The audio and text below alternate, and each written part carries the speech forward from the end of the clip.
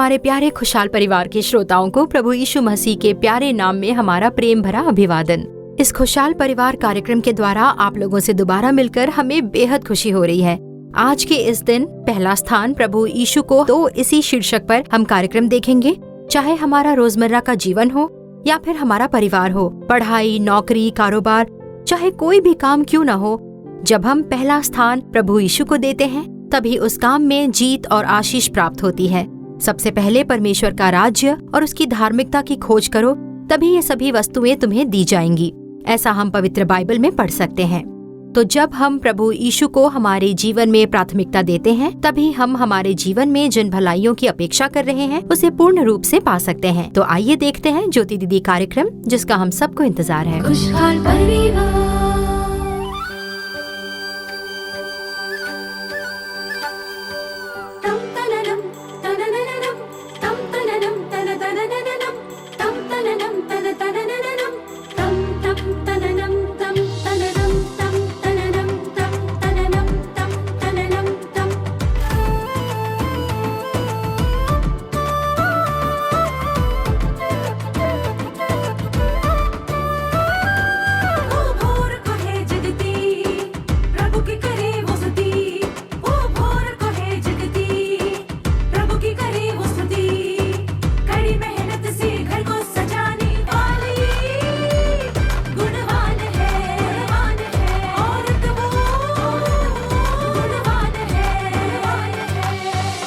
ज्योति बहन,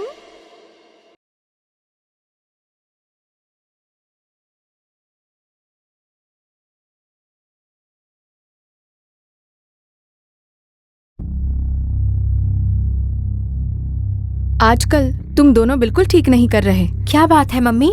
पिछले हफ्ते भी मैंने कहा था आधे घंटे पहले ही हमें चर्च पहुंचना चाहिए, पर तुम लोग दोनों तो अब तक तैयार भी नहीं हुए।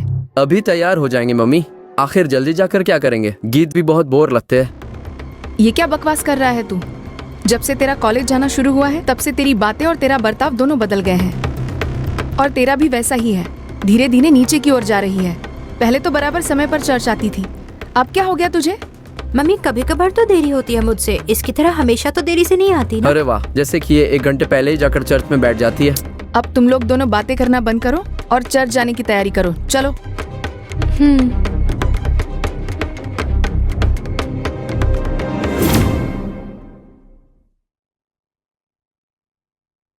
मम्मी, आप आगे चलिए, मैं बस आ रही हूँ। और वो कहाँ गया? वो तो अभी अभी नहाने गया है।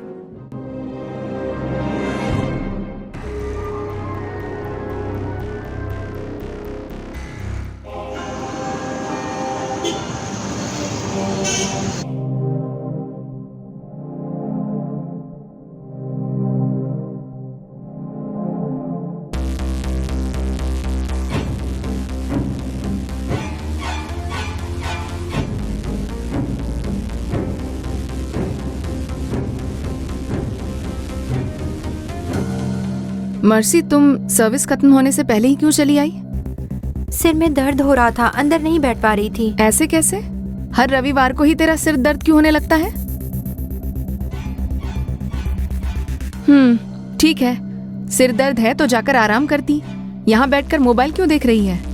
आखिर आपको तकलीफ क्या है मम्मी? तकलीफ तो तुझे हो रही है। हमेशा पहला स्थान प्रभु यीशु को देना चाहिए, ये तू भी अच्छी तरह जानती है, लेकिन आजकल तू दुनिया की चीजों को ज्यादा अहमियत दे रही है। ऐसी कोई बात नहीं है मम्मी, बस आप खुद ही ऐसा कुछ मत सोच लीजिए। नहीं मर्सी, चर्च जाने के लिए कभी भी तुझे आलस नहीं दिखाना चाहिए। कलीसिया से ही तो प्रभु हमें आशीष देते हैं, हमारी रक्षा करते हैं। ये सब तो तू अच्छी तरह से जानती है। आज कई सारे लोग चर्च को काफी देरी से आते हैं और सर्विस खत्म होने से पहले ही वहाँ से निकलने की जल्दबाजी में रहते हैं। अब धीरे धीरे तू भी तो वैसा ही कर रही है। मैंने एक दिन ऐसा क्या कर लिया जो आप इतना एडवाइस दे रही हैं? ये ठीक नहीं है मम्मी। सिर्फ एडवाइस नहीं, पर तेरी जिंदगी की सारी आशीषें भी इसी में है। हाँ, लेकिन मेरी बातें सुनकर तू बोर हो रही है ना? नहीं तो मम्मी, मम्मी,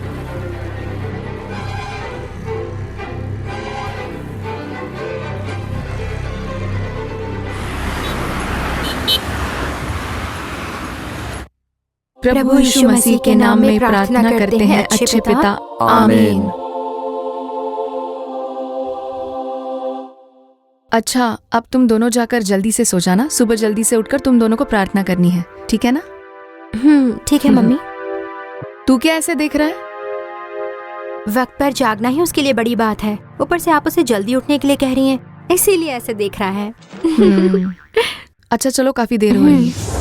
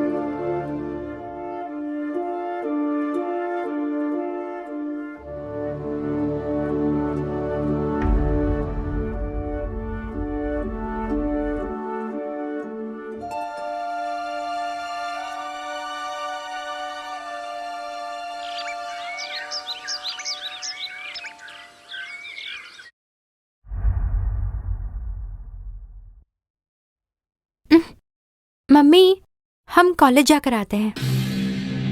मैंने तुम दोनों को सुबह जल्दी उठकर प्रार्थना करने के लिए कहा था ना, क्यों नहीं किया? सॉरी मम्मी, नींद नहीं खुली। मैंने कर लिया मम्मी। हाँ, झूठ बोल रहा है ना मुझसे? तुम दोनों को सोचकर मुझे बड़ी घबराहट होती है। घबराने जैसी कोई बात नहीं है मम्मी, कल हम लोग जरूर प्रार्थना करेंगे। सही कहा ना मैंने? बिल्कुल मम्मी। मान लिया मैंने। ये तुम लोग मुझसे कोई पहली बार नहीं कह रहे हो। रोज तुम लोग ऐसे ही बहाने बना रहे हो। मम्मी, मुझे कॉलेज के लिए देर हो रही है, मैं चलती हूँ। आज मेरा सेमेस्टर का रिजल्ट है, आप प्रार्थना करना मम्मी। मेरे प्रार्थना करने से क्या हो जाएगा? प्रार्थना तो तुझे करनी चाहिए। मम्मी, हम शाम को बात करते हैं। चलो।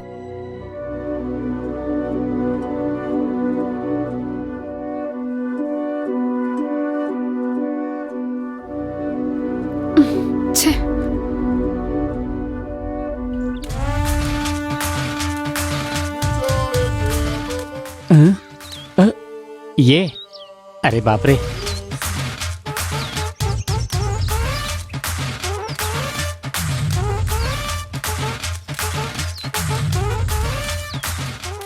ओह, कहाँ जा रहे हैं आप?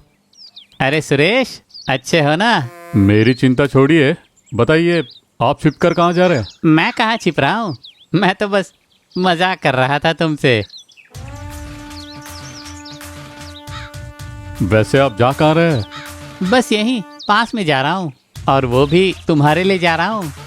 मेरे लिए? हाँ सुरेश, सच कह रहा हूँ, बस पास में ही एक दुल्हन के परिवार वालों से मिलने जा रहा हूँ। इतना झूठ बोलने की क्या जरूरत है? मेरे पैसे नहीं लौटा पा रहे हैं, इसीलिए मुझसे छिपते फिर रहे हैं ना, और बार बार बहाने बना रहे हैं। हाँ, इतना धोखा क्यों दे रहे हो? अच्छा, मेरे पैसे कब लौटाने वाले हो? दे दूंगा सुरेश। आपको तो मैं पीटने ही आया था, पर सिर्फ उम्र का लिहाज है। फिर से किसी को धोखा मत दीजिए। चलिए जाइए।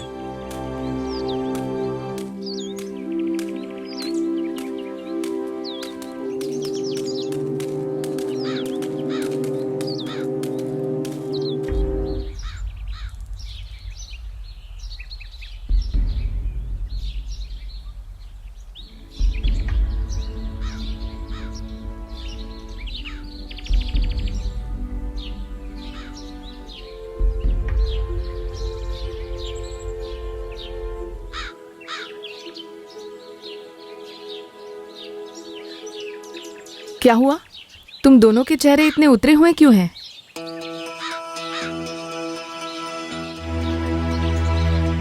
क्या बात है मर्सी, तुम्हारी आंखों में आंसू? क्या हुआ? सेमेस्टर रिजल्ट्स अच्छे नहीं आए क्या? और मेलविन, तेरा क्या?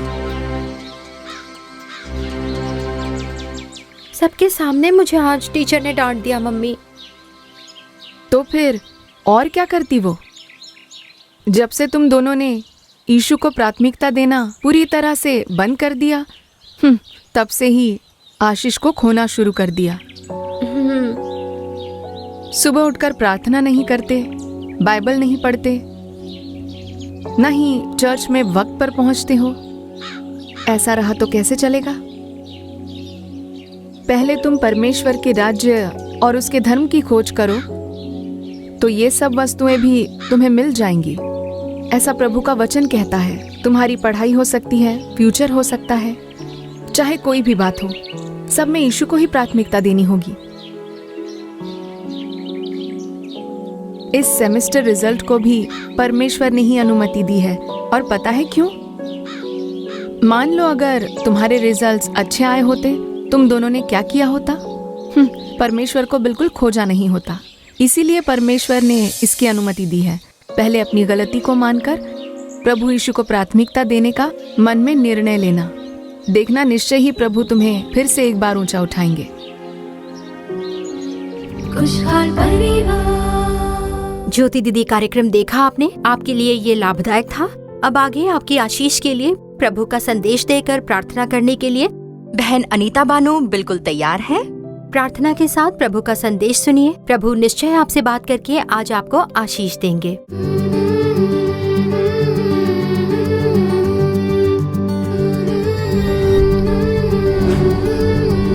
खुशहाल परिवार।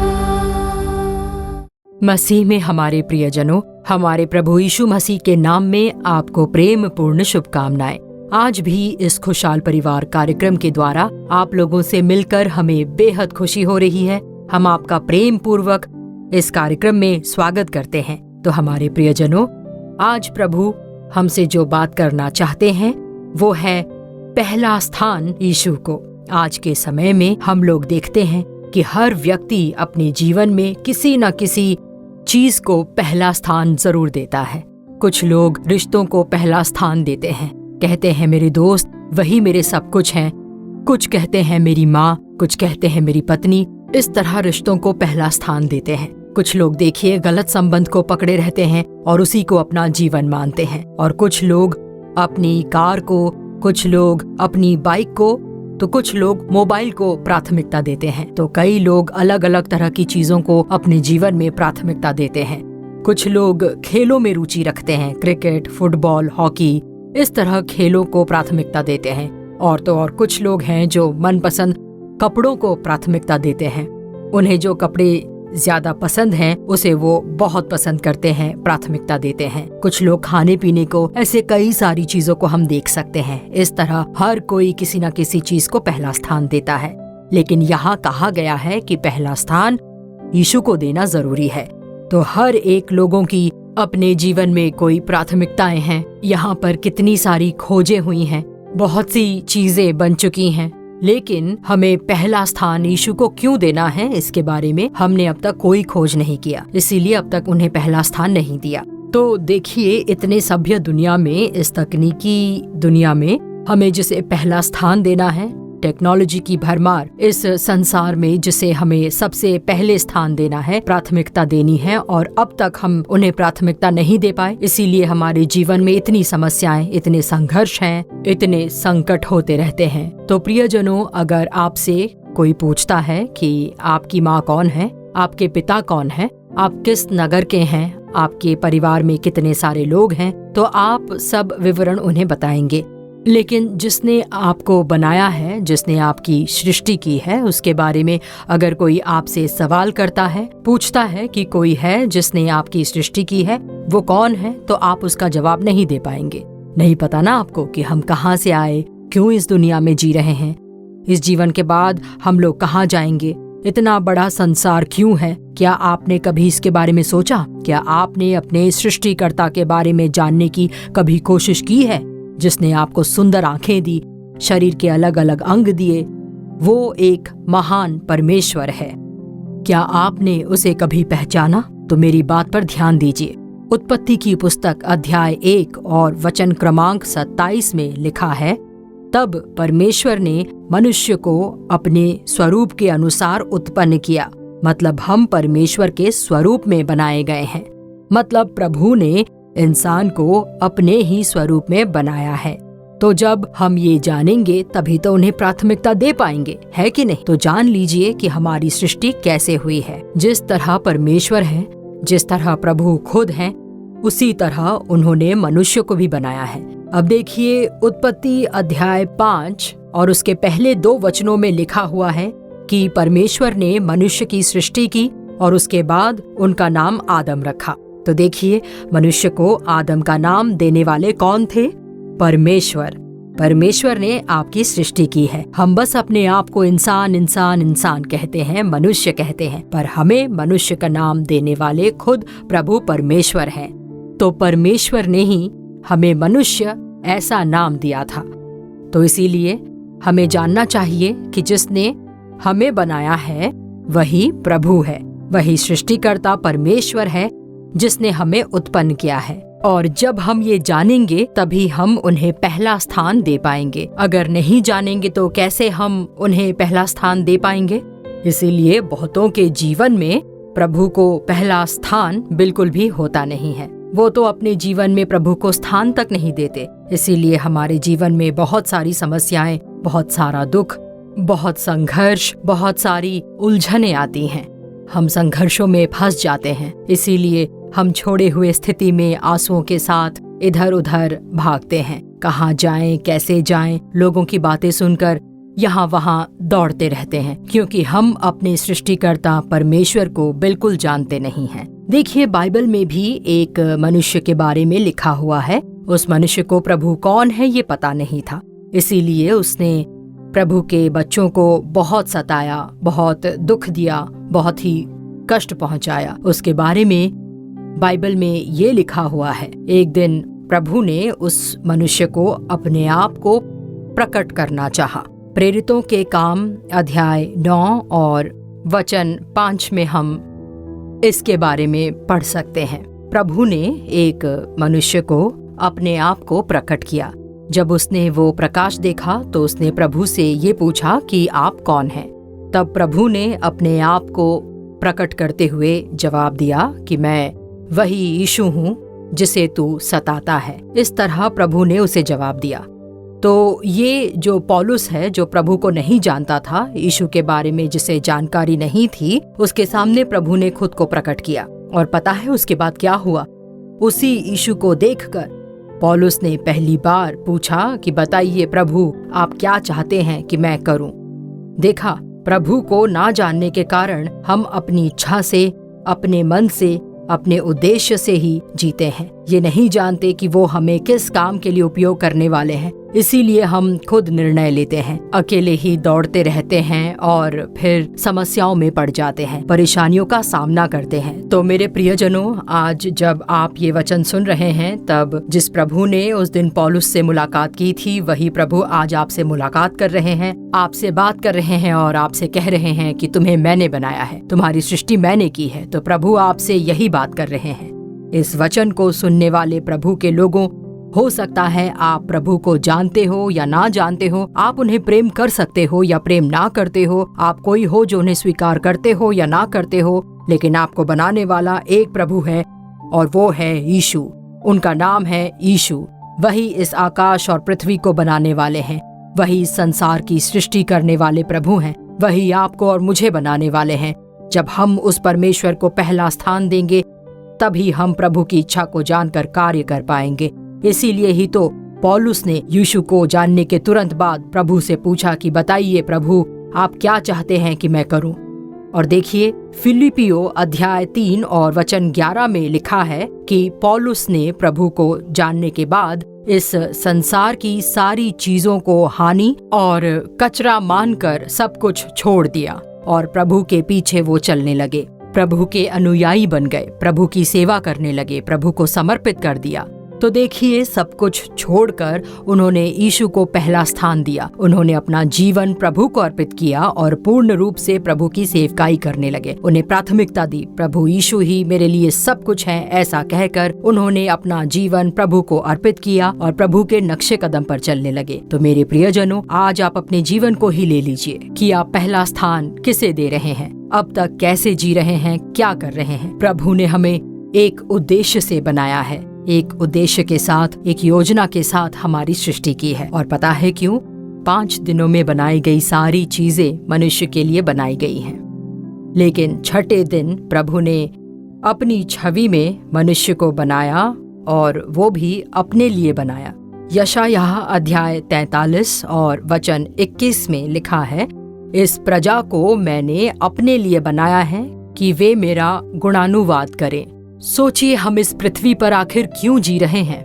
बस एक ही कारण है, हम सब इस संसार की बातों में दौड़ते रहते हैं, कमाते हैं, वो सब तो ठीक है, लेकिन जब हम इस संसार को छोड़कर आगे जाएंगे तो क्या इस संसार से कुछ भी साथ ले जा पाएंगे? कुछ भी साथ ले जाना संभव नहीं। प्रभु ने हमें जिस उद्देश्य से बनाया है, जानते हैं क्या है? उनकी स्तुति करने के लिए, उनका धन्यवाद करने के लिए। तो प्रभु परमेश्वर के द्वारा उनके ही लिए बनाए गए सृष्टि है हम लोग। तो प्रभु ने सब कुछ किसके लिए बनाया? सब कुछ उन्होंने मनुष्य के लिए ही बनाया और मनुष्य को प्रभु के लिए बनाया। आज एक प्रश्न है, क्या हम प्रभु के लिए जी रहे हैं? क्या हम अपने जीवन में प्रभु को पहला स्थान देते हैं? क्या हम यीशु को जानते हैं? जरा सोचिए तो कि आपके जीवन में आंसू क्यों हैं? आपके जीवन में समस्याएं क्यों हैं? क्योंकि आपके जीवन में यीशु नहीं है। आपके जीवन में यीशु को पहला स्थान नहीं दिया है आपने, इसीलिए इतनी सारी समस्याएं हैं, इसीलिए इतना दुख है। आज प्रभु कह रहे हैं कि मुझे अपने जीवन में स्थान दो बेटा, मुझे अपने जीवन में स्थान देकर तो देखो बेटी। अगर आप अपने जीवन में प्रभु को पहला स्थान देंगे तो प्रभु आपके जीवन में प्रवेश करेंगे और आपके जीवन के सारे पाप के कार्यों को, अपवित्र कामों को, अशुद्ध कामों को वो हटा देंगे, उन्हें दूर कर देंगे। तो आज आप लोग जो ये वचन सुन रहे हैं, प्रभु के लोग हो, चाहे आप कोई भी हो, चाहे आप यीशु को चाहे या ना चाहे, वो आपसे प्रेम करते हैं। उन्होंने ही आपको बनाया है। आज वही यीशु आपसे बात कर रहे हैं। आज जब आप अपने जीवन में यीशु को स्थान देंगे तो आपका जीवन बदल जाएगा, आपका जीवन बदलेगा और आप उनके संतान बन जाएंगे। इसीलिए परमेश्वर का वचन कहता है, मत्ती अध्याय 6 वचन 33, इसीलिए पहले तुम परमेश्वर के राज्य और उसके धर्म की खोज करो तो ये सब वस्तुएं भी तुम्हें मिल जाएंगी। आपको खोजने की जरूरत नहीं, आशीर्वाद को खोजने की जरूरत नहीं, यहाँ खोजना है, वहाँ खोजना है, यहाँ देखना है, वहाँ देखना है, ऐसा नहीं है। आपको बनाने वाले परमेश्वर को आपकी जरूरत पता है, वो अच्छी तरह जानते हैं आपको क्या चाहिए। आपको उत्पन्न करने वाले परमेश्वर को आपकी जरूरतें पता है। अगर आप उनकी इच्छा के केंद्र में रहेंगे तो काफी है। प्रभु आपको मार्ग दिखाएंगे, सांसारिक जीवन में कोई कमी नहीं होगी। प्रभु ने खुद कहा है कि मेरे खोजियों को किसी भली वस्तु की घटी ना होगी। भजन संहिता 34:10 में ये है। अगर आप प्रभु को खोजेंगे तो वो आपके जीवन में कोई कमी नहीं रखेंगे। वही आपसे बात कर रहे हैं इस समय। क्या आप आज इस यीशु को पहला स्थान देंगे? इस समय इस वचन को सुनने वाले प्रभु के लोगों, अपने जीवन में यीशु को स्थान दीजिए, यीशु को स्थान दीजिए। आज ही इस वचन को सुनकर अपने संपूर्ण जीवन को मन की गहराई से सबसे पहले तो प्रभु यीशु को प्राथमिकता दीजिए। वही आपकी सृष्टि करता है। अगर आप उन्हें पहला स्थान देंगे तो आपके जीवन में कोई कमी नहीं होगी। आइए आंखें बंद करके प्रार्थना करें। आज ही मैंने इस वचन को जाना है, आज से मैं प्रभु यीशु को पहला स्थान दूंगा, ऐसा कहने वाले अपने घुटने टेक कर प्रभु के चेहरे की ओर देखिए।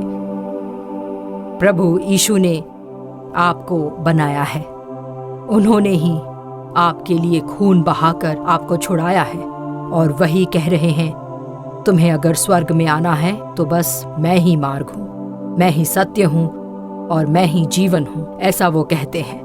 बिना मेरे कोई भी स्वर्ग में प्रवेश नहीं कर सकता, ऐसे खुद प्रभु यीशु ने कहा है। वो आपसे कितना प्रेम करते हैं, प्रभु ने आप पर कितना प्रेम रखा है। उस प्रभु को बिना जाने जीवन जीना सच में कितनी ही दयनीय स्थिति है। आमीन। आज इस समय इस वचन को सुनने वाले आप प्रभु के चरणों में अपने आप को अर्पित करके प्रार्थना करें। वो यीशु आपके जीवन में आएंगे। कितना मधुर जीवन होने वाला है। यीशु के साथ जीना, यीशु को पहला स्थान देकर जीना हमारे जीवन में कितनी महानता और आशीर्वाद लाएगा।